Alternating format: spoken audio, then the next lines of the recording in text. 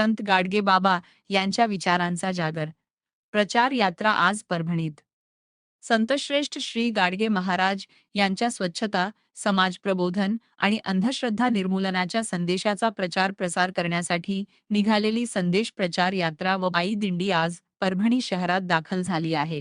गोपाला गोपाला देवकीनंदन गोपाला या गजरात भक्तिमय वातावरण निर्माण करत परभणीत यात्रेचे आगमन झाले। संत गाडगे महाराज यांच्या विचारांचे पालन करत ही संदेश यात्रा समाज प्रबोधनाचा दीप प्रज्वलित करत पंढरपूरच्या दिशेने मार्गक्रमण करत आज परभणीत दाखल झाली। परभणीत मोठ्या हर्षोल्लासात दिंडीचे स्वागत करण्यात आले। दिंडीचा आजचा मुक्काम वसमत रोडवरील श्रीराम मंदिर येथे असणार असल्याची माहिती आयोजकांनी दिली आहे। अमरावती ते पंढरपूर अशी निघालेली वैराग्यमूर्ती संतश्रेष्ठ श्री गाडगे महाराज संदेश प्रचार यात्रा व पायी दिंडी समाजात संत गाडगे बाबा यांच्या विचारांचा प्रसार करत पुढे जात आहे। या यात्रेचे यंदाचे 59वे वर्ष असून आज दिंडीचा मुक्काम परभणी येथे आहे। दिंडीतील वारकरी आणि भाविक स्वच्छता, सेवा, व्यसनमुक्ती, अंधश्रद्धा निर्मूलन, शिक्षण आणि मानवसेवा या संत गाडगे बाबा यांच्या शिकवणीचा प्रचार करत मार्गक्रमण करत आहेत। परभणी शहरात Prasad Shinde, Shankarrao Bhamre, Shankarrao Bansode, Sudhakar Waghmare, Rajkumar Bhambare, Santosh Kharate, Shyam Parde, Balasaheb Shinde, Umesh Ambekar, Balasaheb Shinde, D R. Bhagwat, Bhaskarrao Motale, Balaji Nimbalwar, Pandurang Waghmare, Anil Zade, Balaji Dasuke, Surendra Jhate, Ramesh Bhagwat, Narayan Kadam, doctor Santosh Shinde, doctor R S. Mule, Rameshwar Shinde, Ramesh Bhosale, Laxmanrao Shinde, Prabhakar Bhagwat, अभिषेक शिंदे, प्रकाश शिंदे, प्रशांत शिंदे, सुभाष कोकाटे आदी व इतर समाज बांधवांच्या वतीने दिंडीचे स्वागत करण्यात आले।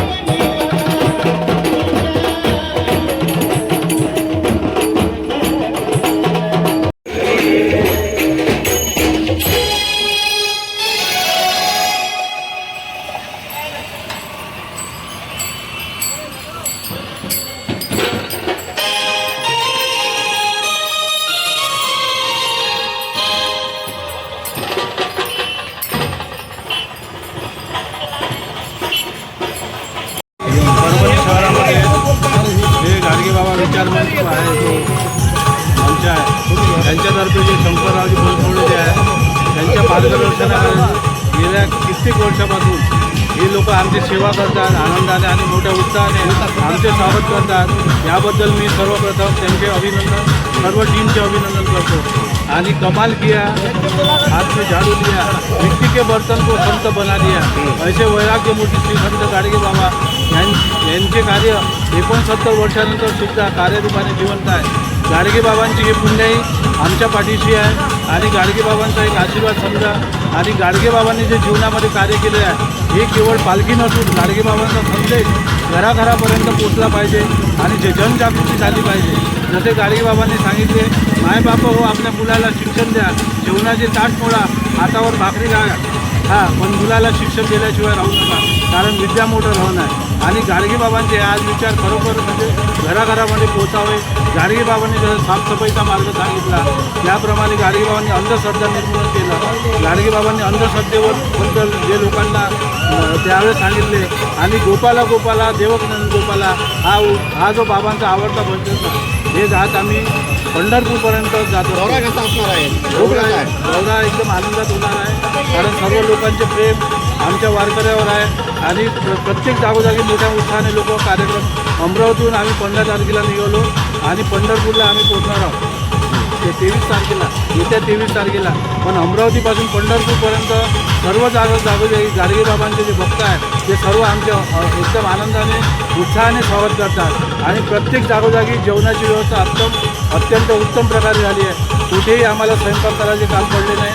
प्रत्येकजण आपल्या परीने फुल नाही फुलाची पाकळे मदत करून आमचा आनंद आणखी वाढवतात. ओके. आज त्यांच्या विचारांची गरज आवश्यकता काय होती? गाडगेबाबांच्या विचाराची आवश्यकता आजच नाही आहे. सुरुवातपासून गाडगेबाबांच्या विचारांची आवश्यकता होती.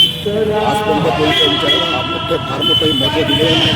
पण हा पालखी काढतो आहे, आम्ही प्रचार म्हणून काढतो आहे, पालखी म्हणूनच नाही फक्त. आणि या गाडगेबाबांच्या नावाप्रमाणे आम्ही चालत आहोत. ज्या ठिकाणी आम्ही राहतो त्या ठिकाणी साफसफाई करून निघतो. आणि त्या ठिकाणी कुठेही आम्ही गेलो तरी आम्ही त्याला हात किंवा झालेली पाहिजे हा संदेश